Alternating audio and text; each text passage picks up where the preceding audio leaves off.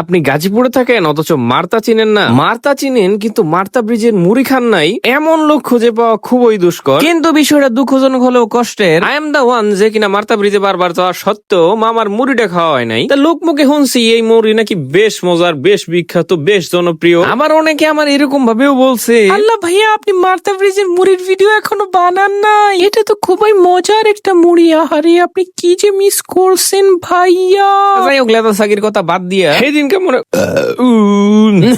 আজকে খাওয়ানোর আগে ডেকে পড়ছে। তা গেছিলাম গা মার্তা ব্রিজের মুড়ি খাওয়ানোর লাগিয়া। সাথে ছিল কয়েকটা নাদান মিসকিন ফকির, যাদেরকে মাত্র এই 30 টাকার মুড়ি হাতনের লগে লগেই মনে করেন মুড়ির ফিরে জাপ দিয়া পড়ছে। তেতো ফুলের মুড়িটা যখন আমরা খাইতে গেছিলাম, বাট খাওয়ার সময় কেন জানি আমাদের একটু টক টক মনে হয়েছিল, একটু অন্যরকম গ্রান কইতেছিল মুড়ি থেকে। যাই হোক, এসব বিষয় নিয়ে বিস্তারিত আমরা নাই বলি। যেমন হইছে আপনাদের কাছে যদি ভালো হয়, আমার তো খাইতে কোনো সমস্যা নাই। না কিতে কি কইলে আপনারা এখন কইতে পারেন যে মুড়ি একটু সুক্কা সুক্কা লাগছে, তাহলে আবার খাইতেছো কা, ফালাই দাও। মুড়ি মিয়া টাহা দিয়া কিনছি, মাগনা না। আর এরকম কত লো হাসি ভাইয়া খাইয়া হজম করিয়া লাইছি। আর এই সুক্কা মুড়ি তো কোনো বিষয়ই না।